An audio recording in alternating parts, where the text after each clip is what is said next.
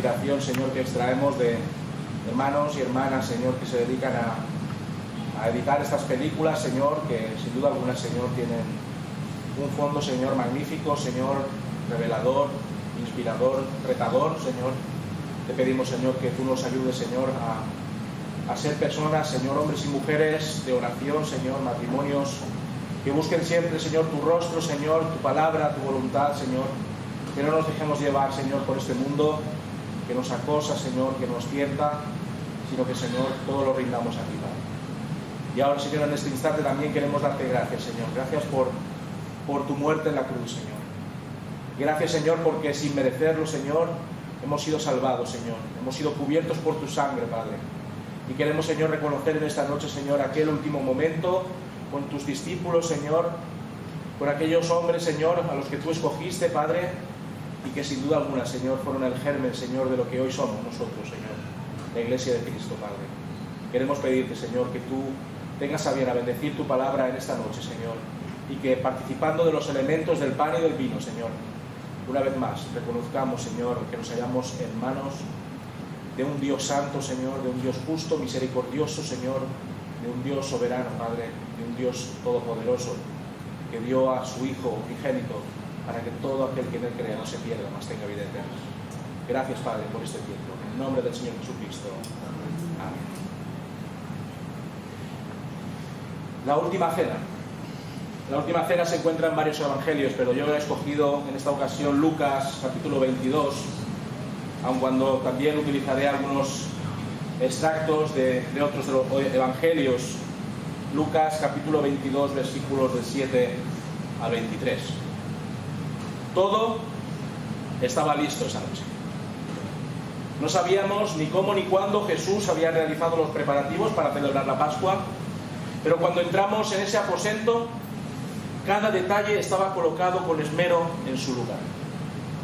Íbamos a participar de uno de los momentos más importantes de nuestra religión, a fin de recordar las bondades y las misericordias de Dios para con su pueblo Israel a lo largo de la historia.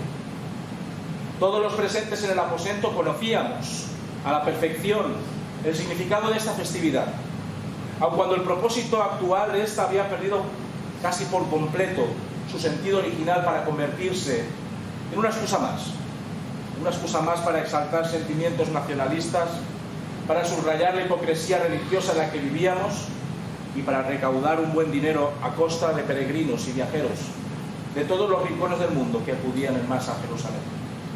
La Pascua se había convertido en un auténtico negocio, y la auténtica y genuina significancia de este evento, la liberación de Israel a manos de Egipto y la protección de Dios en el día del exterminio de sus primogénitos, se había extraviado en la memoria popular. El día de los panes de levadura había llegado a su fin. Esta jornada era culminada por el sacrificio familiar del Cordero Pascual. El Cordero Pascual se sacrificaba el día 14 del mes de Nisán, y cuando un nuevo día asomaba en los cielos, debía ser comido y compartido por los comensales reclinados a la mesa. Esa tarde debía celebrarse la Pascua en un hogar o en una habitación reservada para la ocasión. El cordero debía ser asado en un espeto de granado. Todos debíamos ir ataviados con nuestras mejores galas, con el color blanco como símbolo de la pureza. El anfitrión o aquel que encabezaba la mesa irían desarrollando el curso del protocolo ritual. En este acto de reconocimiento de que ya no éramos esclavos de Egipto, el anfitrión tenía el deber de interpretar cada uno de los elementos de la mesa en relación a la liberación de Egipto ocurrida siglos atrás.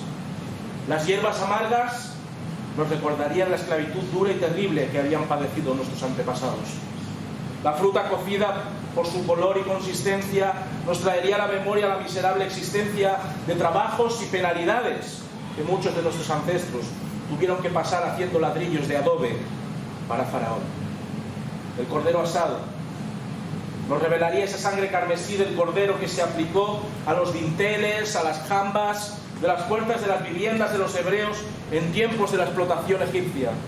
Esa comida fraternal y familiar dentro de sus hogares, y cómo la muerte horrible que portaba el ángel del Señor pasaba de largo de sus casas mientras destruía a los primogénitos de sus opresores. La fiesta se alargaría entre conversaciones, risas y la meditación en el simbolismo de estos elementos. Lo que nos llamó la atención cuando entramos en el aposento fue que Jesús lo tuviese todo completamente planificado. Normalmente Judas Iscariote, uno de los nuestros, era el que hacía de tesorero y se encargaba de los gastos que pudiesen derivarse de nuestras pernoctaciones, de nuestros aprovisionamientos. Sin embargo, Jesús había optado por llevar a cabo los preparativos y la elección del lugar de la celebración de la Pascua sin contar con él. Jesús sabría por qué. Yo no sabía bien exactamente la razón, pero él sabría por qué, puesto que nuestra sorpresa al respecto tampoco le preguntamos. Lo único que hizo Jesús fue encomendar a Pedro y a Juan que se encargasen de todo. Les dijo: id, preparadnos la Pascua para que la comamos. Tanto Pedro como Juan se miraron mutuamente, echaron un vistazo a Judas Iscariote y este se cogió de hombros. Pedro le preguntó a Jesús: ¿dónde quieres que la preparemos? Su respuesta, tan enigmática como siempre, algo a lo que nos había acostumbrado durante estos últimos 3 años de convivencia junto a él, fue la siguiente: he aquí, al entrar en la ciudad, os saldrá al encuentro un hombre que lleva un cántaro de agua. Seguidle hasta la casa donde entrare y decid al padre de la familia de esa casa: el maestro te dice, ¿dónde está el aposento donde he de comer la Pascua con mis discípulos? Entonces él os mostrará un gran aposento alto ya dispuesto. Preparad allí.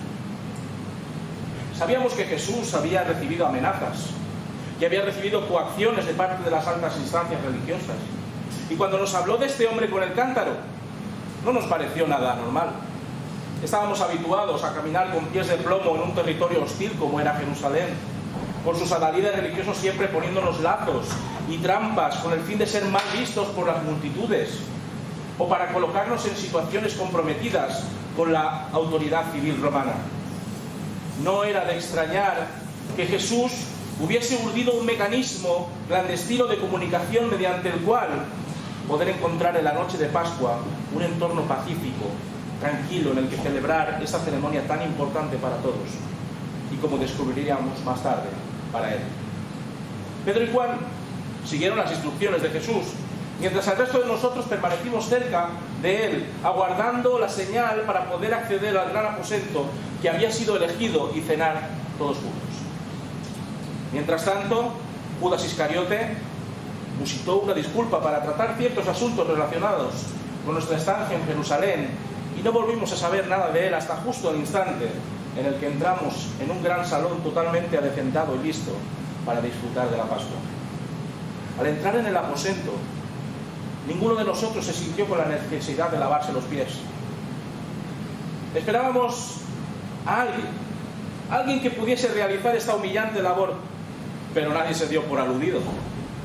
Así que, cuando ya nos íbamos a recostar en nuestros preceptivos y respectivos lugares alrededor de la mesa, con nuestros pies roñosos, sucios y sudorosos, Jesús se levantó desde su lugar de honor, se quitó su manto y, tomando una toalla, se la ciñó. Luego puso agua en un lebrillo y comenzó a lavar los pies de los discípulos y a enjugarlos con la toalla con que estaba ceñido. La cara que pusimos todos nosotros fue un poema. Nuestro maestro, a quien debíamos todo nuestro respeto, a quien debíamos toda nuestra honra, ¿nos estaba lavando los pies? A algunos de nosotros no nos importó, aunque sí nos chocó sobremanera. Pedro, tan temperamental como siempre, se negó en un principio a ser lavado, pero Jesús tuvo que reconvenirle con rotundidad. Lo que yo hago, Pedro, tú no lo comprendes ahora, mas lo entenderás después. Si no te lavare, no tendrás parte conmigo. El que está lavado no necesita sino lavarse los pies, pues está todo limpio, y vosotros limpios estáis, aunque no todos. Esta última frase nos dejó sin respiración. ¿En qué clave podríamos interpretar estas palabras tan misteriosas de Jesús? Justo después de haber acabado de lavarnos con sus propias manos nuestros mugrientos pies, y con una vergüenza que nos hacía sonrojar hasta el nacimiento de nuestro cabello, Jesús nos dio una de esas lecciones magistrales que nunca olvidaríamos.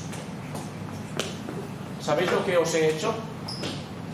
Vosotros me llamáis Maestro y Señor, y decís bien, porque lo soy. Pues si yo, el Señor y Maestro, he lavado vuestros pies, vosotros también debéis lavaros los pies los unos a los otros. Porque ejemplo os he dado para que como yo os he hecho vosotros, también hagáis. De cierto os digo, el siervo no es mayor que su Señor, ni el enviado es mayor que el que le envió. Si sabéis estas cosas, bienaventurados seréis, si las hiciereis. No hablo de todos vosotros, yo sé a quiénes he elegido. Mas para que se cumpla la Escritura, el que come pan conmigo, levantó contra mí su calcañar. Desde ahora os lo digo antes que suceda, para que cuando suceda, creáis que yo soy. De cierto os digo, el que recibe al que yo enviare, me recibe a mí, y el que me recibe a mí, recibe al que me envió. De nuevo, esa alusión a que uno de los presentes iba a traicionarle nos sobrecogió de temor, provocando miradas nerviosas y un interrogante que nos encogía las entrañas. El ambiente festivo comenzó a enrarecerse, a tensionarse entre nosotros. Jesús volvió a sentarse en la mesa para dar comienzo a la Pascua y ninguno de nosotros pudo atisbar ansiedad o intranquilidad en sus gestos y ademanes. Sin embargo, de pronto, el rostro de Cristo se contrajo en una mezcla de sonrisa agridulce y expresó como si de un suspiro se tratase lo que su corazón albergaba en ese preciso instante. ¡Cuánto he deseado comer con vosotros esta Pascua antes que padezca! Porque os digo que no la comeré más hasta que se cumpla en el reino de Dios. De nuevo, nos miramos perplejos ante esta nueva declaración. Ya la habíamos escuchado anteriormente, comentar que sus últimos días sobre la faz de la tierra estaban al caer, que iba a morir entregado en manos de sus detractores, que iba a preparar un lugar para nosotros en un emplazamiento ignoto. Ahora tenía la sensación de que hablaba en serio, de que sus palabras se entremezclaban con un sufrimiento interior difícil de soportar, de que la proximidad de acontecimientos dramáticos era una realidad palpable. Tras esta afirmación, que hacía que nuestros corazones palpitasen como tambores de guerra, Jesús alzó el cáliz, en el que se hallaba el vino del que todos íbamos a participar, y dio gracias por el fruto de la vid. Gracias, Señor, por el fruto de la vid. Gracias, Señor, porque es el símbolo de la alegría, Padre. Gracias porque a través del vino, Señor, podemos gozarnos, Señor, en tu bondad y en tu misericordia. Gracias, en el nombre de Dios. Amén. En todas nuestras vidas no habíamos escuchado una interpretación simbólica tan estremecedora como la que nuestro Maestro hacía de este elemento. Tomad esto y repartidlo entre vosotros, porque os digo que no beberé más del fruto de la vid hasta que el reino de Dios venga. Y ahora es el momento de participar de este vino.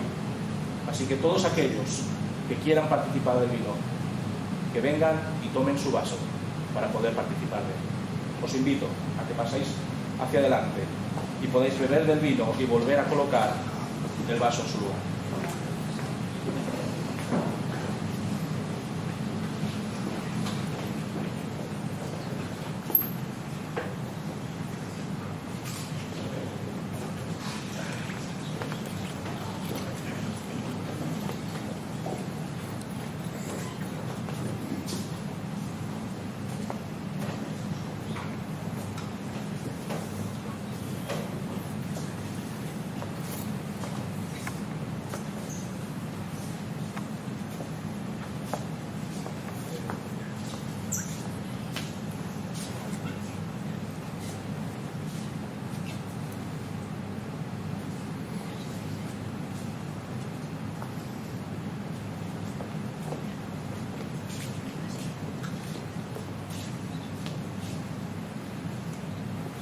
Antes de beber, entonemos esta canción que dice: Únenos, Señor.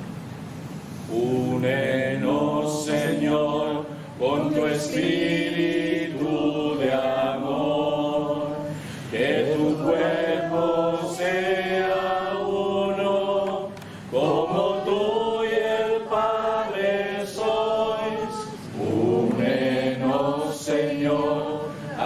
Haznos ver tu voluntad, danos tu discernimiento y enséñanos a amar cuando todos somos hermanos y al mismo Padre adoramos. Únenos, Señor, con tu espíritu de amor, con tu espíritu de amor. Vamos, el fruto de la voluntad.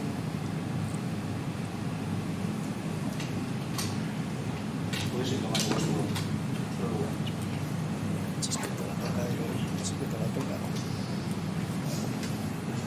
No, bueno, quedaos. Señora Rosa, señora Rosa. A continuación, Jesús tomó el pan, lo partió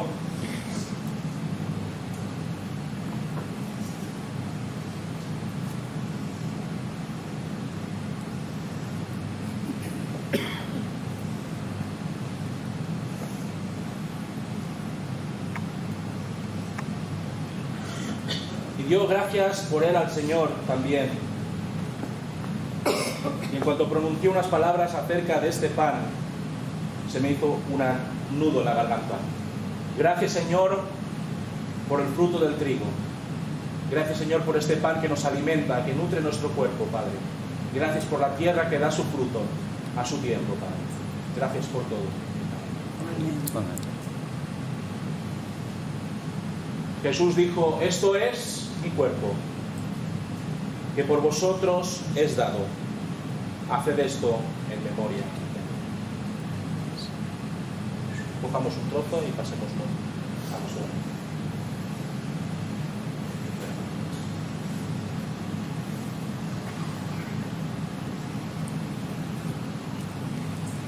Únenos, Señor, con tu espíritu de amor, que tu cuerpo sea uno, como tú y el Padre sois. Únenos, Señor, haznos ver tu voluntad, danos tu discernimiento y enséñanos a amar cuando todos somos hermanos y al mismo Padre alabamos. Únenos, Señor, con tu espíritu de amor, con tu espíritu de amor. Comamos este pan.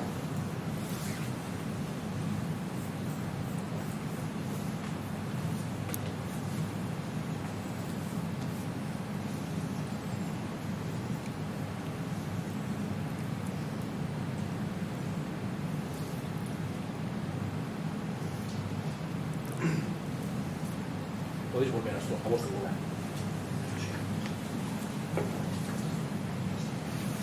La idea de que Jesús fuese sacrificado como lo había sido el Cordero Pascual se escapaba a mi capacidad deductiva. ¿Qué quería decir Jesús con que su cuerpo iba a ser entregado por nosotros? ¿Qué iba a ocurrir para que Jesús ya no pudiese participar más de una Pascua junto a nosotros? Se nos hacía un mundo pensar en su ausencia, en que algo trágico truncase nuestra vida a su lado. Y ya comiendo del cordero y mojando pan en los jugos que éste había soltado tras ser asado, pude percibir en los ojos de algunos de mis compañeros una desazón que no les dejaba alimentarse ni disfrutar de la fiesta. En Jesús también podía observarse en ese instante un comportamiento extraño e inusual. Y así, mientras comíamos, Jesús lanzó en medio de la reunión una declaración que nos dejó atónitos y fríos. De cierto os digo que uno de vosotros me va a entregar. Así que esa era la razón por la que el ambiente de nuestra cena se estaba convirtiendo en un mar de sospechas y de tristezas. volvió a tomar la copa de vino y pronunció una frase que conmovió todo mi ser. Esta copa, de la cual hemos participado todos, es el nuevo pacto en mi sangre, que por vosotros se derrama. Mas he aquí la mano del que me entrega está conmigo en la mesa. A la verdad el Hijo del Hombre va según lo que está determinado, pero ¡ay de aquel hombre por quien es entregado! Todos volvimos a contemplarnos de arriba abajo, tratando de encontrar una evidencia gestual o una huidiza mirada que nos diese la pista que nos condujese a averiguar al traidor entre nosotros. En un santiamén todos empezamos a murmurar, a tratar de adivinar las intenciones ocultas de nuestros compañeros. Pedro, que no se cortaba un pelo a la hora de sacar la verdad a relucir, hizo una seña a Juan, el cual estaba justo al lado, recostado en el seno de Jesús en la mesa, y le hizo esa señal para ver si podía sonsacar a Jesús la identidad del culpable. Juan, que tenía una relación muy estrecha con el maestro, le preguntó: Señor, ¿quién es?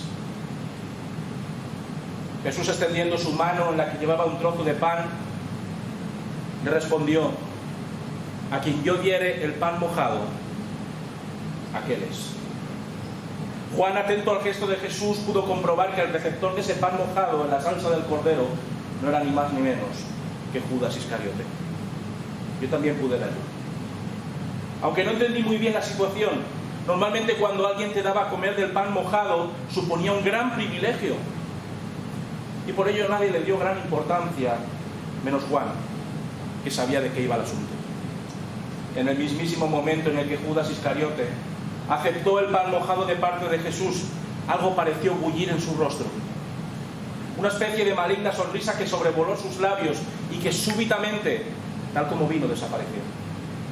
Sin embargo, Jesús sabía algo que nosotros no podíamos ver con nuestros velados ojos, y por ello dirigió unas breves palabras a Judas Iscariote, las cuales no atinamos ninguno de nosotros a interpretar sospechosamente: lo que vas a hacer, hazlo más pronto. Creí en primera instancia que Jesús le estaba encargando que se ocupase, por ejemplo, de comprar avituallamiento para el resto de la fiesta, o que dedicase parte de la bolsa de la que él era responsable a dar limosna a los más menesterosos de Jerusalén. Nada más comer el pan que Jesús le había entregado, se disculpó nerviosamente y se marchó del aposento con premura inusitada. Con la mosca detrás de la oreja, después de las continuas alusiones a la muerte de Jesús, este volvió a remarcar su pronta partida. Ahora es glorificado el Hijo del Hombre y Dios es glorificado en él. Si Dios es glorificado en él, Dios también le glorificará en sí mismo, y enseguida le glorificará. Hijitos, aún estaré con vosotros un poco, me buscaréis. Pero como dije a los judíos, así os digo ahora a vosotros: a donde yo voy, vosotros no podéis ir. Un mandamiento nuevo os doy: que os améis unos a otros, como yo os he amado, que también os améis unos a otros. En esto conocerán todos que sois mis discípulos, si tuviereis amor los unos con los otros. No cabía duda de que estaba expresando sus últimas voluntades, de que se estaba despidiendo de nosotros de un modo que todavía no sabíamos ni cómo tomarnos. Por eso Pedro una vez más interpela a Jesús al respecto de su anuncio: Señor, ¿a dónde vas? Jesús, con una media sonrisa, esa clase de sonrisa que esconde algo que sabe que va a ocurrir en el futuro, le contesta: a donde yo voy, no me puedes seguir ahora, mas me seguirás después. Pedro sacude la cabeza como si algo se le escapase y quiere que Jesús sepa que no es necesario un adiós, que Él está para lo que sea menester. Señor, ¿por qué no te puedo seguir ahora?, dice Pedro. Mi vida pondré por ti. Así es Pedro, un hombre sin complejos que habla sin pensar en las consecuencias de sus manifestaciones, pero que tiene el corazón lleno de buenas intenciones. Todos lo conocíamos bastante bien tras 3 años de andanzas y experiencias, pero Jesús le entrega un mensaje que suena a profecía y que lo deja completamente asombrado. ¿Tu vida pondrás por mí, Pedro? ¿Estás seguro de lo que estás diciendo? De cierto te digo, no cantará el gallo sin que me hayas negado 3 veces.